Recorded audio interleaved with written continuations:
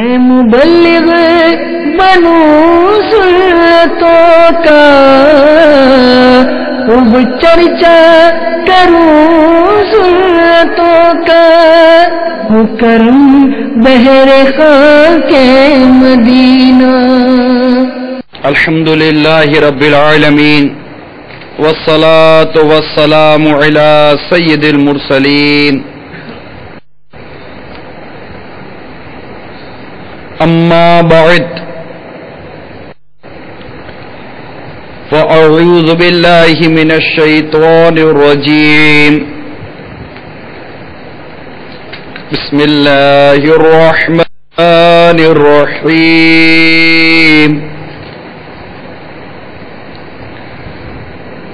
الصلاة والسلام علیک یا رسول اللہ وعلى آلك وأصحابك يا حبيب الله. الصلاة والسلام عليك يا نبي الله وعلى آلك وأصحابك يا نور الله.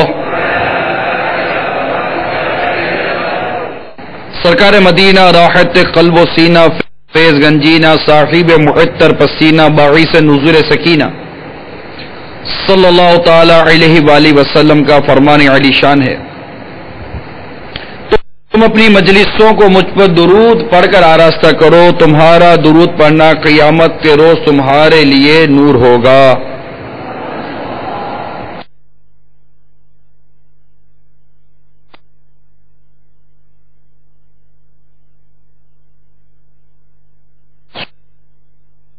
صلو علی الحبیب صلی اللہ تعالی علی محمد وعلی آلہ وصحبہ وبارک وسلم. صلاۃ و سلام علیک یا سیدی یا سیدی یا سیدی یا مکی یا مدنی یا قرشی ہاشمی یا مطلبی یا رسول اللہ. میٹھے میٹھے پیارے پیارے اسلامی بھائیوں اور مدنی چینل کے ناظرین، الحمدللہ عز وجل جہاں دعوت اسلامی مختلف مدنی کاموں کو سر انجام دیتی ہے، وہیں آرا سے بزرگان دین منانے کی سعادت بھی پاتی ہے، جس میں بالخصوص ہمارے پیر و مرشد، ہمارے آقا و مولا بغداد والے آقا حضور سیدی غوث اعظم رحمت اللہ تعالی علیہ کا عرس مبارک بھی ہے. اس سے پہلے کہ میں بیان کا آغاز کروں، آئیے اچھی اچھی نیتیں کر لیتے ہیں. مومن کی نیت اس کے عمل سے بہتر ہے، اور اچھی نیت یہ بندے کو جنت میں داخل کروا دیتی ہے. جو سب سے بنیادی نیت ہے بیان کرنے والے کے لیے، بیان سننے والے کے لیے، اجتماع میں آنے والوں کے لیے، یا جو مدنی چینل پر بھی جو اس وقت ہمارے ساتھ شامل ہیں، جو سب سے بنیادی نیت ہے وہ یہ ہے کہ اللہ تعالی کی رضا اور ثواب کی نیت سے ہم سب نے یہ عمل کرنا ہے. اخلاص یہ شرط ہے، اخلاص یہ قبولیت کی چابی ہے. اخلاص نہیں تو کچھ بھی نہیں. جو اللہ کی بارگاہ میں قبول ہو گیا وہی عمل اصل عمل ہے. اس کا ثواب بھی رب کریم اپنی رحمت کے شایع نشانہ میں عطا فرمائے. نیز میرے اسلامی بھائی یہ بھی نیت کر لیں کہ یہاں وہاں نہیں دیکھوں گا، دریوں سے نہیں کھیلوں گا، بدن یا کپڑے یا بالوں کو نہیں سہلاؤں گا، اور جہاں تک ہو سکا درس و بیان کی تعظیم کی نیت سے 2 زانوں بیٹھوں گا. اگر نہیں بیٹھے تو بیٹھ جائیے، اور تھک جائیں تو پھر جس طرح ہو اس کروٹ بیٹھیے، پھر یاد آئے تو پھر 2 زانوں بیٹھ جائیے. حتی الامکان کوشش کروں گا نگاہوں کو جھکا کر درس و بیان سنوں اور سمجھنے کی کوشش کروں، ہماغوش ہمتن ہو کر سنو، یعنی توجہ کے ساتھ سنو، بلا وجہ نقل و حرکت سے بچوں۔ بالخصوص اس بات کی نیت کریں کہ موبائل فون کا استعمال نہیں کروں گا۔ موبائل فون آف کر دیجئے۔ اگر آپ موبائل فون نکالتے رہیں گے، اس کو چیک کرتے رہیں گے، میسج پڑھتے رہیں گے، میسج کرتے رہیں گے، تو ظاہر ہے کہ جو بیان ہم سننے جا رہے ہیں اس کی برکتیں زائل ہونے کا اندیشہ ہے۔ اب اتنا وقت دے کر، اتنی قربانیاں دے کر آپ اجتماع میں آتے ہیں، بیٹھتے ہیں، اور الحمدللہ پیر و مرشد کا ذکر ہے، غوث اعظم کا ذکر ہے رحمت اللہ تعالی علیہ، جہاں اللہ کے نیک بندوں کا، جہاں صالحین کا ذکر ہوتا ہے، وہ اللہ کی رحمتوں کا نزول ہوتا ہے۔ اللہ کی رحمت پر نظر جماتے رہنا ہے کہ یا اللہ تیرے نیک بندے، تیرے پرہیزگار بندے، تیرے پیارے حبیب صلی اللہ تعالی علیہ وسلم کے لاڈلے کا ذکر مبارک ہے، یا اللہ ان کی برکتوں سے ہمیں مالا مال کر اور ان کی برکتوں کا صدقہ ہماری مغفرت کر۔ ہم اللہ کی رحمت کو پانے کے لیے، اس کے پیارے حبیب صلی اللہ تعالی وسلم کی نظر عنایت کو پانے کے لیے اس کے پیارے بندوں کا ذکر کرتے ہیں، اور ان کی سیرت میں، ان کے ذکر میں دنیا اور آخرت کی بے شمار بھلائیاں ہوتی ہیں۔ اللہ تبارک و تعالی انہیں چنتا ہے، انہیں پسند فرماتا ہے، اپنے بندوں کی ہدایت کے لیے بھیجتا ہے۔ اور میرے غوث اعظم علیہ رحمت اللہ الاکرم کی تو کیا بات ہے کہ ان کو تو جو مقام و مرتبہ عطا ہوا وہ اس کی تو بات ہی جدا تھی۔ انشاءاللہ عز و جل اس پر بیان کرنے کی نیت کرتا ہوں۔ میں نے بھی آج نیت کی ہے، اللہ تعالیٰ کی توفیق شامل حال رہی، حیات غوث الاعظم علیہ رحمت اللہ الاکرم پر کچھ مدنی پھول پیش کرنے کی کوشش کروں گا۔ آپ کی حیات کے مختلف پہلو پر کچھ نہ کچھ بیان کرنے کی نیت کی ہوئی ہے۔ اللہ تعالیٰ اخلاص کے ساتھ خطا اور لغزش سے بچاتے ہوئے بیان کرنے کی توفیق عطا فرمائے، اور سرکار صلی اللہ تعالی علیہ وسلم کا ارشاد پہنچا دو، میری طرف سے ایک ہی آیت کیوں نہ ہو پر عمل کرتے ہوئے انشاءاللہ نیکی کی دعوت بھی پیش کروں گا۔ مدنی قافلوں کی دعوت، مدنی انعامات کی دعوت، دیگر مدنی کاموں کی دعوت، شریعت کی پابندی کی دعوت، امر بالمعروف و نہی عن المنکر، اس طرح کی دعوتیں دینے کی بھی میں نے الحمدللہ عز و جل نیتیں کی ہوئی ہیں۔ اور غوث پاک رحمت اللہ تعالی علیہ کی سیرت سے جو کچھ ہمیں اسباق ملیں گے، سبق ملے گا، درس ملے گا، انشاءاللہ عز و جل اس کو بھی سنتے چلے جائیں گے۔ مختلف پہلو ہے حضور غوث پاک رحمت اللہ تعالی علیہ کے۔ اب ظاہر ہے کہ ہم نے ان کا بیان بھی سنا ہے اور مختلف عنوانات ان کی سیرت کے موضوع پر ہم سنتے چلے آ رہے ہیں۔ کوشش کریں گے کہ مختلف سیرت کے پہلو جو ہمیں بیان کیے گئے اس کو سمجھیں، آپ کی ولادت مبارک سے لے کر آپ کی زندگی کے آخری لمحات تک جو جو میسر آئے گا انشاءاللہ عز و جل بیان کروں گا۔ آپ نیت کر لیجئے کہ اول تا آخر بیان میں شرکت کریں گے۔ صلو علی الحبیب صلی اللہ تعالی علی محمد وعلی آلہ وصحبہ وبارک وسلم۔ مروی ہے کسی نے محبوب سبحانی قطب ربانی الشیخ محی الدین عبد القادر جیلانی قدس سرہ نورانی سے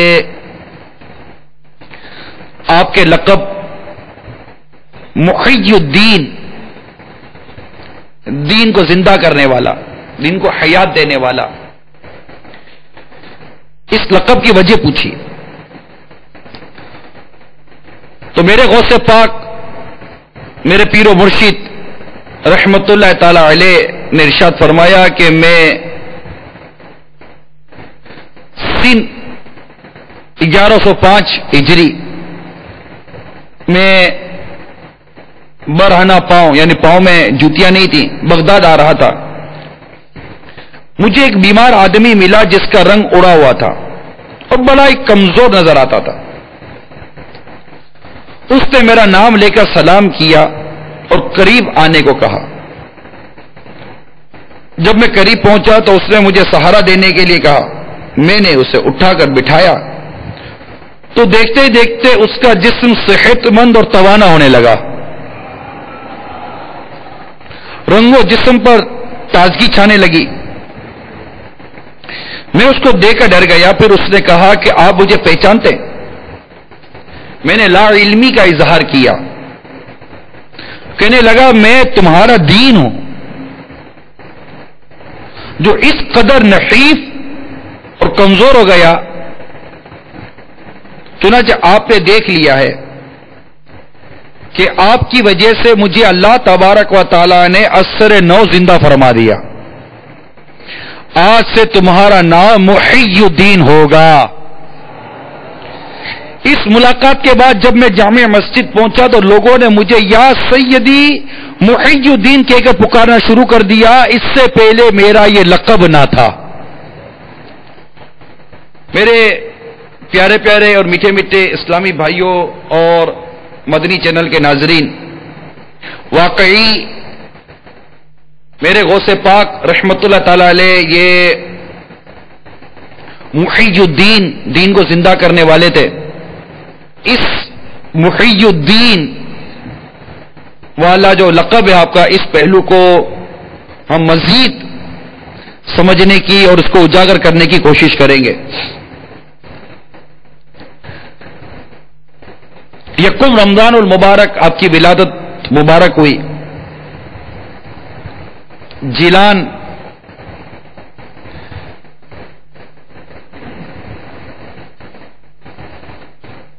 نامی زرخیز صوبے کی ایک بستی نیف میں آپ کی ولادت بسعادت ہوئی. آپ کے والد ماجد ابو صالح جنگی دوست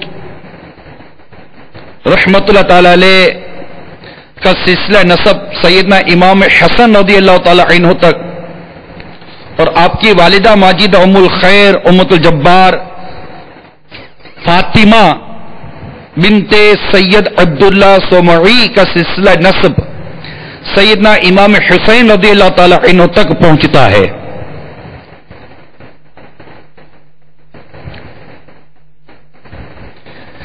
لہذا آپ کو دونوں سلسلوں کی برکتیں حاصل ہیں کہ آپ حسنی بھی ہیں اور حسینی بھی ہیں.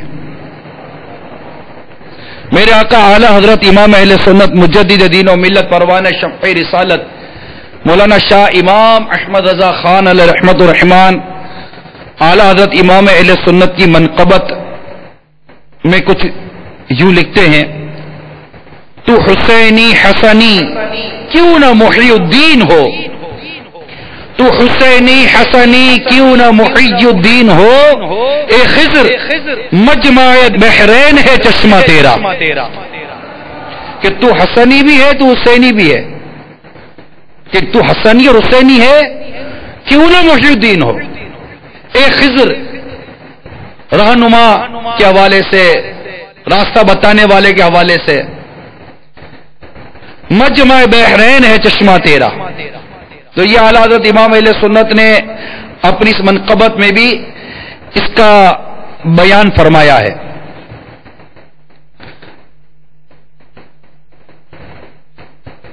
آپ کے والدین کریمین، پھوپھی جن کا نام سیدہ عائشہ تھا اور نانا سید عبداللہ سومعی رحمہم اللہ، اپنے دور کے اصحاب کرامت اولیاء میں سے تھے. والد ماجد بچپن ہی میں انتقال کر گئے تھے، اس لیے آپ کی پرورش آپ کے جد محترم نانا نے فرمائی تھی.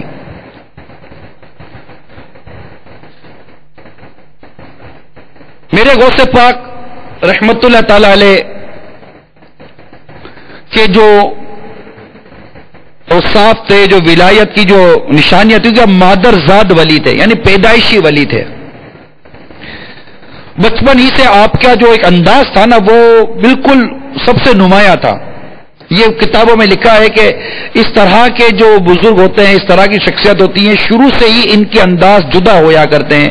ان کی جب بچپن کی باتیں سامنے آتی ہیں، ظاہر ہے کہ جب جوان ہو کر یا بالکل ظاہر ہو کر جو کچھ ان کی برکتیں ظاہر ہوئیں، اب لوگ ان کے بچپن پر غور کرتے ہیں، ان کے لڑکپن پر غور کرتے ہیں، ان کی ولادت کے وقت پر غور کرتے ہیں، اس طرح کے معاملات پر غور کرتے ہیں. تو کئی چیزیں مطلب کہ ان کی ظاہر ہوتی ہے کہ ہاں ہاں ہاں یہ یوں تھا، یوں تھا، یوں تھا. یوں ہمارے غوث پاک رحمت اللہ تعالی علیہ کے جب بچپن کے متعلق ذکر کیا گیا تو یہاں تک لکھا گیا کہ بچوں کو جیسے کہ کھیل کود میں مصروف ہونے کا فطری تقاضا ہوتا ہے کہ بچے کھیل کود کے اندر مصروف ہوتے ہیں، یہاں بھی بھاگتے ہیں، وہاں بھی بھاگتے ہیں، یہ بھی کھیلتے ہیں، وہ بھی کھیلتے ہیں.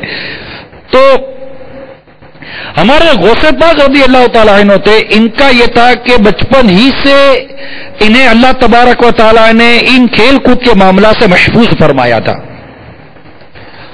اور ایسا انتظام تھا کہ جب بچوں کی طرف آپ توجہ کرتے، جب کھیل رہے ہوتے تو غیبی آواز آپ کو سنائی دیتی، اے برکت والے میری طرف آ، اے برکت والے میری طرف آ.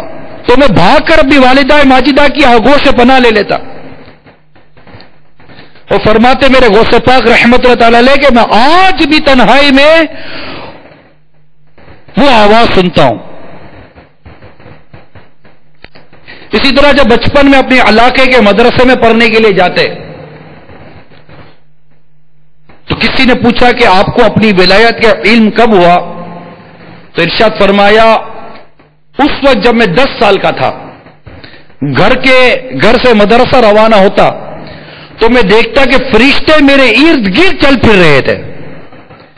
جب میں مدرسے پہنچتا تو میں سنتا فرشتے بچوں کو کہہ رہے ہوتے اللہ تعالی کے ولی کو بیٹھنے کے لیے جگہ دو.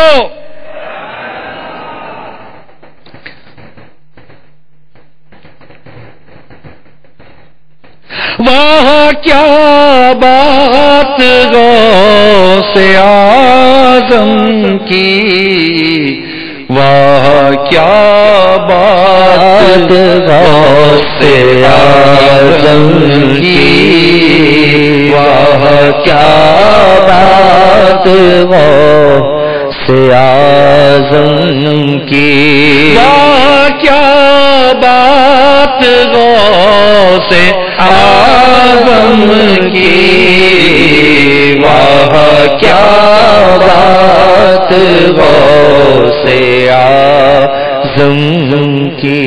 اسی طرح ایک بزرگ فرماتے ہیں کہ میں نے حضور سید غوث اعظم رحمت اللہ تعالی علیہ سے پوچھا کہ آپ کی ولایت کا دار و مدار کس چیز پر رہا؟ یوں تو یاد رکھیے کہ ولایت یہ وہابی ہوتی ہے، یعنی اللہ تبارک و تعالی کی طرف سے یہ عطا ہے. انسان کے بعد وہ اوصاف پھر اس میں وہ اوصاف ہوتے ہیں. ہر نیک آدمی اللہ کا ولی ہوتا ہے، پرہیزگاری اللہ کا ولی ہوتا ہے. وہ فاسق کو فاجر کو گناہگار بدکار یوں اس طرح تو مطلب اس کے لیے تو یہ جو نیک ہوتا ہے تو اس ولی کے اندر جو اوصاف ہوتے ہیں کہ ولی کی پہچان روایتوں میں آتی ہے کہ جسے دیکھ کر تمہیں خدا یاد آ جائے. تو آپ فرماتے ہیں کہ سچائی پر یہ سب سے بنیادی وصف حضور غوث پاک رضی اللہ تعالی عنہ نے ارشاد فرمایا. سچائی پر یعنی آپ کی جو نیکی پرہیزگاری اور ولایت کے متعلق جو آپ سے پوچھا گیا، اور فرماتے میں نے کبھی جھوٹ نہیں بولا، حتیٰ کہ اس وقت بھی نہیں جب میں مدرسے میں پڑھتا تھا. یعنی یہ آپ کے لیے انتہائی ایک خاص بات ہے حضور غوث پاک رضی اللہ تعالیٰ عنہ کی. وہ بچپن کا آپ کا جو واقعہ بھی مشہور واقعہ ہے، آپ نے بارہ سنا ہوگا کہ آپ جب گھر سے چلے بغداد شریف کے لیے تعلیم کے لیے کہ میں کیا آپ نے بغداد میں تعلیم حاصل کی، اس 18 برس کی آپ کی عمر تھی، لیکن بچپن سے ہی آپ کی یہ تربیت تھی کہ آپ سچائی پر آپ کو اللہ کی رحمت استقامت تھی اور جھوٹ آپ کی سیرت میں آیا ہی نہیں ہے. اور جھوٹ بالکل آپ فرماتے ہیں کہ میں نے کبھی جھوٹ بولا ہی نہیں ہے اور سچی بات کرتے تھے. اور یہ وہ سچائی تھی جس نے ان ڈاکوؤں کو तौबा पर आमादा कर दिया तो पूरे काफिले को लूटने आए। मेरे गौसे पाक रज़ी अल्लाह ताला अन्हु ने सच्ची सच्ची बात कह दी कि मेरे पास इतने रकम मेरी मां ने मेरी गुदरी में सी कर दी है। जब वो बरामद हुई, डाकू ने पूछा कि बच्चे लोग तो अपना माल छुपाते हैं, तुमने क्यों सच सच बता दिया? तो कहा मैंने अपनी मां को वादा किया है कि मैं कभी झूठ नहीं बोलूंगा। यानी ये वो बात है मेरे गौसे पाक रज़ी अल्लाह ताला अन्हु की, क्योंकि हम सीरत और सरकार गौसे पाक रज़ी अल्लाह ताला अन्हु की एक हयात मुबारका पर बयान सुन रहे हैं, तो आपकी हयात मुबारका का एक अहम तरीन पहलू सच्चाई थी। और इसमें आपका यह फरमाना कि जब मैं मदरसे में पढ़ता था तब भी झूठ नहीं बोलता था। अभी हो सकता है मदनी चैनल पर कई ऐसे हमारे मदनी मुन्ने हो, यहां भी कितने इस्लामी भाई हों जो झूठ बोलकर अपने आप को बचाने की कोशिश करते हैं। मां बाप से झूठ बोलते हैं, उस्ताद से झूठ बोलते हैं, सेठ से झूठ बोलते हैं, कस्टमर से झूठ बोलते हैं। यानी कोई नौकरी करता है तो अपनी नौकरी बचाने के लिए झूठ बोलता है, कोई हराम रोजी कमाने के लिए झूठ बोलता है, कोई घाह को काटने के लिए झूठ बोलता है, कोई मां बाप के हवाले से उसको खौफ बैठ जाता है, गलती ऐसी करता है तो मां बाप पूछते क्या हुआ तो झूठ बोल देता है, देर हो जाती है तो झूठ बोल देता है। मदरसे में, जामिया में जहां पढ़ता है वहां जब जाता है लेट हो जाता है तो क्यों, तो झूठ बोल देता है। इवन के बड़े भी झूठ बोल देते, झूठी एप्लीकेशन लिख देते बच्चों को। जब बच्चा लेट हो जाता है तो वालिदैन झूठी एप्लीकेशन लिख कर दे देते हैं और बच्चा जाकर वो मां बाप का झूठ बोलकर दे देता है। तो ए मेरे गौसे पाक रज़ी अल्लाह ताला अन्हु के दीवानों, ए आशिको, आशिकाने गौसुल आज़म, आप पक्की नियत कर लो कि इंशाअल्लाह अज़्ज़ व जल झूठ नहीं बोलेंगे, झूठ से दूर रहें। खिलाफ वाक़िया बात बयान करना, जो बात हुई नहीं है वो बयान करना। फिर झूठ की अक़साम भी है, झूठ के शरई अहकाम है, ये पूरा एक बाब है झूठ, क्योंकि हम इल्मे दीन से बहुत दूर हैं। लिहाजा असल तो झूठ की तारीफ और झूठ की अक़साम, झूठ किस्वत कबीरा, किस्वत है, किस्वत नहीं है, किस्वत झूठ बोलने की इजाजत है, किस्वत झूठ बोलने की मुतलकन इजाजत ही नहीं। इन तमाम अहकामात को समझने के लिए हमें कुतुब का मुताला करना पड़ेगा। अमीर सुन्नत अल्हम्दुलिल्लाह इस मामले में मदनी फूल हमें अता किए हैं। हमें मकतबुल मदीना ने बहार शरीयत छाप कर दे दी है, इसमें देख लें कि ये बहुत अहम बात है कि हमें यही नहीं पता कि झूठ कहते किसको है। हां, झूठ पसंद किसी को भी नहीं है, ये बात तो जानते। यानी झूठा आदमी भी झूठ बोलकर भी घबराता है बाज़ औक़ात। अब तो पता नहीं, हो सकता है कि झूठ बोलकर भी लोग घबराते ना हो, लेकिन ये बात है कि झूठा आदमी ये किसी भी माशरे में मकबूल नहीं होता। झूठा आदमी यानी एक बार किसी के बारे में मशहूर हो जाए कि झूठा है, लेकिन देखिए याद रखिए, अगर किसी को झूठा कहा है ना कि ये झूठा है, तो आपको पता होना चाहिए कि वाकई ये झूठा है। कहीं ऐसा ना हो कि इसको झूठा करार देने में आप ही झूठे हो, आपको पता ही ना हो कि ये झूठ था, या जो बात कर रहा है उसको छूट थी जिसको आपने झूठ बना दिया। क्योंकि इल्म नहीं है ना, बड़े बड़े इसमें मार खा जाते हैं, बड़े बड़े मार खा जाते हैं। वादा खिलाफी के बारे में इतनी प्यारी वज़ाहत अमीर अहले सुन्नत ने अपनी किताब गीबत की तबाहकारियों में की है।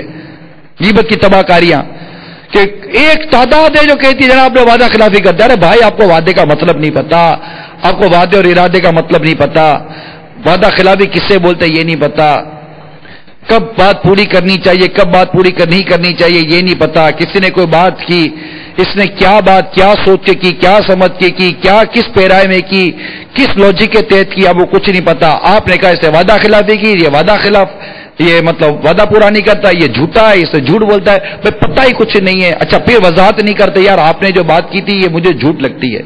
ये मैं आपको एक मदनी फूल अर्ज कर रहा हूं, जिसके बारे में भी अगर आपको लगता है कि यार ये आदमी झूठ बोलता है, ये आदमी वादा खिलाफी करता है, ये आदमी मतलब इस तरह की चीजें करता है, मेरा आपको नाकिस मशवरा है, अल्लाह तौफीक दे, उससे एक बार जाकर क्लैरिफिकेशन ले लें। हम लोग बगैर किसी वजाहत के किसी के बारे में बात करने पर बड़े जरी वाक़ई हुए हैं, खुलकर बात करते हैं किसी के बारे में। आप उस शख्स को जानते हैं, पहचानते हैं, देखते हैं, آپ کے رابطے میں بھی ممکن ہے، ارے ڈائریکٹ نہیں تو انڈائریکٹلی کسی بھی طریقے سے پوچھ لو، کیا عجب کہ وہ واقعی جھوٹا نہ ہو، وہ سچا ہو، اس کے پاس اس بات کے کرنے کی شرعی دلیل ہو، اور آپ زندگی بھر اس کے بارے میں بدگمانی کا وبال پال کر جی رہے ہو، اور مرنے کے بعد پتا چلے گا ہائے افسوس میں زندگی بھر کسی مسلمان کو جھوٹا سمجھتا رہا جبکہ وہ جھوٹا نہیں تھا، اس کو وعدہ خلافی کرنے والا سمجھتا رہا جبکہ وہ وعدہ خلافی کرنے والا نہیں تھا۔ الحمدللہ ہم غوث پاک رحمت اللہ تعالی علیہ کے مرید ہیں، محبت کرنے والے، چاہنے والے، ماننے والے۔ ہمیں سچائی سے محبت ہونی چاہیے، سچائی سے الفت ہونی چاہیے، جھوٹ سے بالکل نفرت ہونی چاہیے۔ بلکہ بات اور مذاق میں بھی جو جھوٹ بولتے نا، یہ بھی کئی جگہ پہ جا کر پھنس جاتے ہیں، اس میں بھی کئی احکام الگ ہے۔ اب چونکہ جھوٹ موضوع نہیں ہے میرا، صرف یہ موضوع ضرور ہے کہ میرے غوث پاک رضی اللہ تعالیٰ عنہ یہ سچے تھے، کیونکہ آپ ایک ایسے سچے کے غلام تھے جس کو کفار نے صادق کہا، صادق میرے آقا صلی اللہ تعالیٰ علیہ وسلم، سچے۔ تو مسلمان کو چاہیے، عاشق رسول کو چاہیے، عاشق غوث الاعظم کو چاہیے کہ سچ بولے، سچ بولے اور سچ بولے، اور جھوٹ سے بچے، جھوٹ کے خلاف جنگ جاری رہے گی، جھوٹ نہیں بولنا۔ اس کے احکام پڑھ لیجئے، اس کے احکام پڑھ لیجئے کہ جھوٹ کی کہاں پر شریعت اجازت دیتی ہے، کہاں پر کیا حکم لگتا ہے۔ یہ میں اس معاشرے میں پلنے والی کئی بیماریوں کا ایک حل عرض کر رہا ہوں کہ بلا تحقیق، بلا علم، بغیر کسی معرفت کے ہم کسی مسلمان پر جھوٹے ہونے کی، وعدہ خلاف کرنے کی یا طرح طرح کی باتیں کرنے کی اس کے وہ تہمت باندھ دیتے ہیں، بہتان باندھ دیتے ہیں، جبکہ ہم نہیں جانتے کہ یہ شخص واقعی جھوٹا ہے۔ اور اس کو جھوٹا کہنے میں دراصل بولنے والا خود ہی اس معاملے میں غلطی پر ہوتا ہے، وہ غلط نہیں ہوتا۔ یہ کئی تجربات، کئی مشاہدے اور کئی معاملات کو از خود دیکھنے کے بعد الحمدللہ عز وجل یہ میں بیان کر رہا ہوں آپ کو۔ اور اس وقت اتنی شرمندگی ہوتی ہے اگلے کو جب وہ کسی کو جھوٹا سمجھ رہا ہوتا ہے اور وہ واقعی جھوٹا نہیں ہوتا، اور کوئی قسم کھا کے کہہ دے کہ میں نے بات کی تو ماننا پڑے گا۔ یہ بھی میرے غوث پاک رضی اللہ تعالیٰ عنہ کی سیرت میں نے پڑھا تھا کہ اگر کوئی آ کر آپ کو قسم کھا کر کہہ دے کہ یہ بات یہ ہوئے، آپ اس کی قسم پر اعتماد کیا کرتے تھے، بھروسہ کرتے تھے۔ میرے غوث پاک رحمت اللہ تعالی علیہ، صلو علی الحبیب۔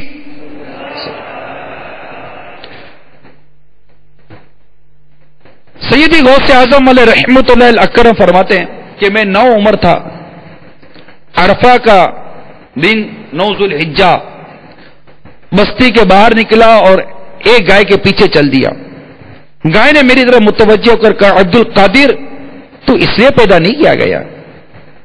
میں گھبرا کر گھر آ گیا، مکان کی چھت پر چڑھا تو حجابات یعنی جو پردے تھے آنکھوں کے آگے اٹھا لیے گئے، اور میں نے دیکھا کہ حجاج میدان عرفات میں جمع ہیں۔ میرے دل میں علم دین حاصل کرنے کا شوق پیدا ہوا۔ میں نے والدہ ماجدہ سے عرض کیا کہ مجھے اللہ تبارک و تعالیٰ کے سپرد کر دیجئے، جیسے ہم کہتے ہیں نا وقف، اور مجھے اجازت دیجئے کہ میں بغداد جا کر علم دین حاصل کروں اور اولیاء کرام کی زیارت کروں۔ والدہ ماجدہ نے سبب پوچھا تو میں نے وہ سارا واقعہ جو میرے ساتھ ہوا تھا وہ میں نے بیان کر دیا۔ والدہ کی آنکھ کی اشکبار ہو گئی۔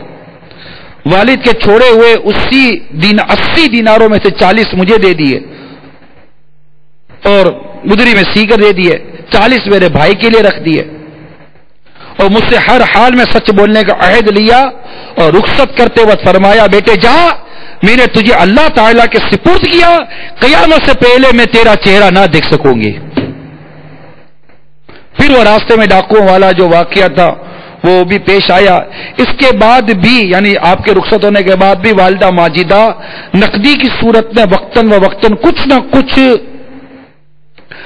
بھیجا کرتی تھی، جیسا کہ وہ آپ نے سنا ہوگا مشہور واقعہ کہ غوث پاک رحمت اللہ تعالی علیہ مجاہدے کر رہے تھے اور جنگل وغیرہ میں وہ ایک شخص ملا، اس نے کہا کہ آپ کی والدہ نے یہ بھی بھیجا، یہ بھی بھیجا، یہ بھی بھیجا، تو والدہ پیچھے سے کچھ نہ کچھ بھیجا کرتی تھی۔ دوران تعلیم جب آپ پڑھا کرتے تھے، اس میں ہمارے دنیا بھر کے جو مدنی چینل کے ناظرین ہیں ان سب کے لیے مدنی پھول ہے کہ اس وقت کی یہ ایک فضا تھی، ایک ماحول تھا، ایک انداز تھا، اور بھی کتابوں میں اور بھی بزرگوں کے لیے ہم نے پڑھا ہے کہ جب انہوں نے اپنے بچوں کو علم دین سیکھنے کے لیے کہیں بھیجا تو پیچھے سے وہ اپنے بچوں کو کچھ نہ کچھ کھانے پینے کے حوالے سے، اخراجات کے حوالے سے کچھ نہ کچھ بھیجا کرتے تھے. آج بدقسمتی سے ایسا بالکل دور نہیں. اسکولوں کی تعلیم میں، جس کو دنیاوی تعلیم کہتے ہیں، اس میں ہے کہ اس میں بچے کی تعلیم کے پورے خرچے ماں باپ اٹھاتے ہیں، کتابوں کے خرچے ماں باپ اٹھاتے ہیں، ان کی فیسوں کے خرچے ماں باپ اٹھاتے ہیں، ان کے تمام تر یونیفارم وغیرہ کے سارے اخراجات ماں باپ اٹھاتے ہیں. لاکھوں لاکھ روپے خرچ کرتے ہیں بیٹے کی تعلیم پر کہ یہ میٹرک کر لے، یہ فرسٹ ایئر کر لے، یہ انٹر کر لے، یہ گریجویٹ کر لے، یہ ماسٹرز کر لے. یہ سارے اخراجات سچ بتائیے کون اٹھاتا ہے؟ والدین اٹھاتے ہیں، ماں باپ اٹھاتے ہیں، سرپرست اٹھاتے ہیں. لیکن جب اپنے کسی ایک بچے کو آپ نے اسکول بھیج دیا، اس کا سارا خرچہ اپنے ذمہ لے لیا، ایک بچے کو عالم بنانے کے لیے مدرسے بھیج دیا، اس کا سارا خرچہ مدرسے پر ڈال دیا. ٹھیک ہے، عرف ہے، طریقہ کار اس وقت یہ رائج ہے کہ مدرسے کے اندر یہ ساری چیزیں ہو رہی ہیں اور ان کے لیے مطلب کہ ہوتا ہے اور یہ ہوتا چلا آ رہا ہے. اس پر کلام نہیں کر رہا میں، تو والدین، سرپرست، گارڈینز جو ہوتے ہیں ان کے لیے عرض کر رہا ہوں کہ جس طرح دنیاوی تعلیم پر عام اخراجات کرتے ہیں اپنے بچوں کے اوپر، اس طرح اگر آپ اپنے بچے کو دینی تعلیم کے لیے بھیجتے ہیں، اور حقیقت تو یہ ہے کہ سب سے بنیادی چیز تو دینی تعلیم ہے. آپ دیکھیے کہ حضور غوث پاک رحمت اللہ تعالی علیہ بچپن ہی سے مدرسے جانے لگے، بچپن ہی سے مدرسے گئے، بچپن ہی سے علم دین حاصل کیا، بچپن ہی سے آپ نے قرآن پاک کی تعلیم بھی حاصل کی، اور 18 برس کی عمر میں آپ نے علم دین سیکھنے کے جذبے کے تحت بغداد کا سفر اختیار فرمایا، راہ خدا میں سفر اختیار کیا علم دین سیکھنے کے لیے. تو یہ بھی ایک سیدی غوث اعظم علیہ رحمت اللہ الاکرم کی سیرت کا پہلو ہے. اور آپ کی والدہ ماجدہ کی تربیت ہمارے سامنے آئی کہ ماں نے اپنے 18 برس کے نوجوان خوبرو اور یہ مطلب کہ بیٹے کو اللہ کی راہ میں وقف کر دیا، اور یہ کہتے وقف کیا کہ بیٹا جا، اب قیامت کے دن تو میری صورت دیکھے گا، اب قیامت کے دن ملیں گے. کتنا درس ہے اس وقت ہمارے گھر کے ہر فرد کے لیے درس ہے. ایون کہ حضور غوث پاک رضی اللہ تعالی عنہ نے جو کچھ دیکھا اور آپ کے دل میں جو جذبہ پیدا ہوا علم دین سیکھنے کا، آپ والدہ ماجدہ کی بارگاہ میں حاضر ہوئے، آپ نے والدہ ماجدہ کا ذہن بنایا، آپ کی والدہ ماجدہ نے آپ کو رخصت کیا، آپ کو رقم دی، پیچھے سے رقم بھیجتی رہی، جبکہ والد صاحب کا سایہ اٹھ چکا تھا. بچپن میں والد صاحب کا سایہ اٹھ چکا تھا. کتنا خوبصورت، کتنا مبارک گھرانہ ہے میرے غوث پاک رضی اللہ تعالی عنہ کا، کتنی مبارک ماں ہے میرے غوث پاک رضی اللہ تعالی عنہ کی، کتنا مبارک جذبہ ہے میرے غوث پاک رضی اللہ تعالی عنہ کا. اور ہمارے لیے اس میں کس قدر درس ہے کہ ہم جو اس کو سن رہے ہیں کہ ہمارے اندر علم دین سیکھنے کا وہ جذبہ ہے کہ میرے غوث پاک رضی اللہ تعالیٰ عنہ فرماتے 488 ہجری میں 18 سال کی عمر میں بغداد پہنچے. پورے غور و خوف اور آگاہی کے ساتھ قرآن پاک پڑھنے کے بعد اپنے دور کے زبردست جید علماء سے فقہ، حدیث، تصوف کا علم حاصل کیا، اور عملی طور پر ریاضت و مجاہدے کے دشوار گزار مراحل طے کیے میرے غوث پاک رضی اللہ تعالیٰ عنہ نے. اتنا خوبصورت یہ زندگی کا پہلو ہے ہم سب کے لیے. یہ عاشقان غوث الاعظم غور کرو، سوچو، اور اپنے اندر کچھ تبدیلی لانے پر غور کریں کہ میں اس معاملے میں کیا کر رہا ہوں اور مجھے کیا کرنا چاہیے. اتنی ریاضتیں کی ہیں میرے غوث پاک رضی اللہ تعالی عنہ نے، اتنی ریاضتیں کی ہیں اور اتنے ثابت قدم رہے آپ کہ فرماتے ہیں کہ میں عراق کے صحرا اور ویرانوں میں 25 سال تنہا مصروف سیاحت رہا. میں کسی کو پہچانتا نہ تھا اور نہ مجھے کوئی پہچانتا تھا. میرے پاس رجال غیب یعنی غیب کے مرد اور جنات کے گرد اور گروہ آتے تھے. میں انہیں اللہ تعالیٰ کی معرفت کا راستہ دکھاتا تھا. عراق میں داخل ہوتا ہی حضرت خضر علیہ السلام کی مجھے صحبت نصیب ہو گئی، اور کافی یہ دونوں کا الحمدللہ ساتھ رہا، خضر علیہ السلام اور حضرت غوث پاک رحمت اللہ تعالی علیہ کا.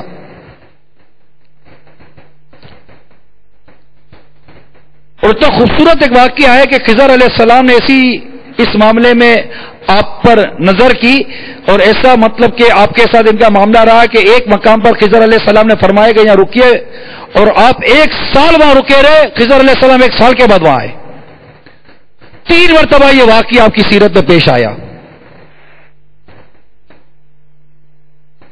کمال درجے کی استقامت تھی میرے غوث پاک رحمت اللہ تعالی علیہ کو، ریاضتوں پر، مجاہدوں پر. کئی دن کچھ کھائے بغیر گزر گئے. فرماتے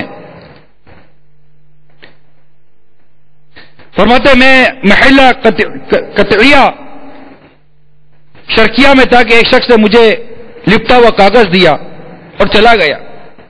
میں نے وہ کاغذ ایک نان بھائی کو دیا تو اس نے مجھے روٹی اور حلوہ دیا.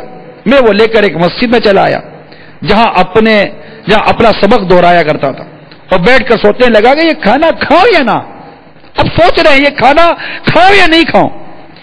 اتنے میری نظر ایک کاغذ تو پڑی، اس سے اٹھا کر دیکھا تو اس میں لکھا ہوا تھا، اللہ تعالیٰ نے بعض کتب سابقہ میں فرمایا ہے کہ طاقتوروں کا خواہشات سے کیا تعلق.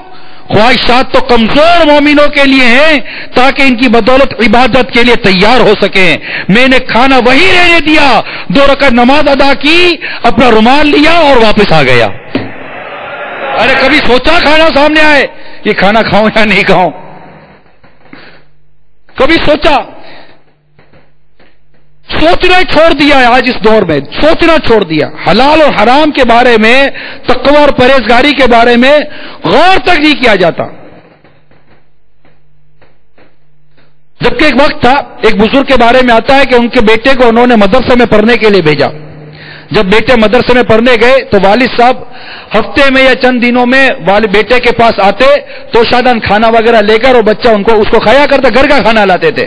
ایک دن والد صاحب بچے کے پاس آئے مدرسے کے اندر اپنے، اور اس کے کمرے یعنی مکتب میں جا کر دیکھا کہ بازار کی روٹی پڑی تھی. باپ ناراض ہو کر واپس لوٹے. بیٹا پیچھے گئے، ابا جان ناراض کیوں؟ اور کہا تیرے کمرے میں میرے بازار کی روٹی دیکھی تھی. بیٹے نے با ادب والد کی بارگاہ میں عرض کیا، ابا جان ناراض نہ ہو، میں آپ کو یقین دلاتا ہوں کہ یہ روٹی میری نہیں، میرے دوست کی ہے، میری نہیں ہے یہ روٹی. باپ نے کمال درجے کی شفقت اور کمال درجے کے تقوی کا درس دیتے ہوئے اپنے بیٹے کی اس جملے میں تربیت کی کہ بیٹا اگرچہ وہ روٹی تیرے دوست کی ہے مگر میری سمجھ یہ کہتی ہے اگر تجھ میں تقوی ہوتا تو اس کا اثر تیرے دوست پر ضرور پڑتا. کہ آپ خود متقی نہیں ہیں، آپ خود پرہیزگار نہیں ہیں، آپ کی صحبت ایسی نہ رہی کہ جس کا اثر آپ کا دوست قبول کر کے وہ بھی متقی اور پرہیزگار بن جاتا. ایسی تربیت کرتے تھے پہلے کے والدین اپنے بچوں کی، اور آج الٹا ہے بالکل.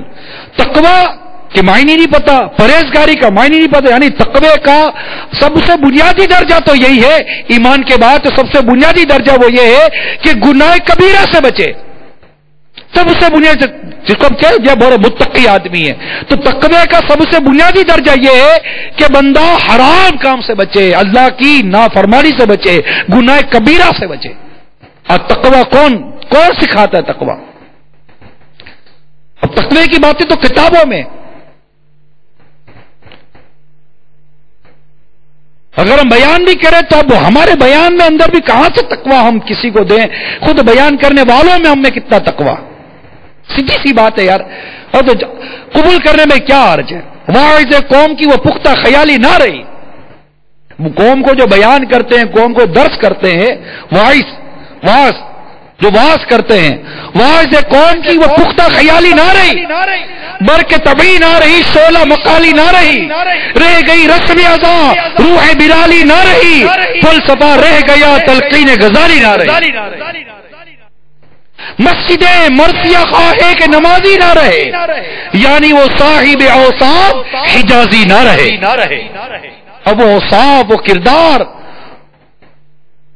وہ انداز ہی نہ رہا. تو غور کرتے تو پتہ چلتا کہ کس قدر ہمارے اسلاف میں عمل کا جذبہ تھا، اور میرے آقا غوث العظم علیہ رحمت اللہ الاکرم کی ادا پر قربان جاؤں کہ کتنا تامل کیا، کتنا غور کیا، اور غور کیا کہ میں کھاؤں یا نہ کھاؤں. تو میرے مدنی چینل کے ناظرین اور پیارے پیارے اسلامی بھائیوں، حضور سید غوث اعظم علیہ رحمت اللہ الاکرم کی حیات مبارکہ کی چند جھلکیاں آپ نے سنی. آپ کا علم، آپ کا عمل، آپ کے بیانات، آپ کی طریقت پر الحمدللہ کچھ نہ کچھ بیان کرنے کی کوشش کی.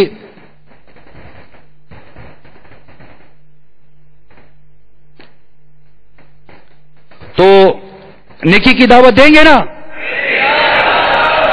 کون کون نیکی کی دعوت دے گا؟ کون کون نیکی کی دعوت دے گا؟ جو نیکی کی دعوت روزانہ دیتا ہے اس کے لیے امیل سنت کے استغاثہ بیان کروں. ہاں بھائی نعت خان.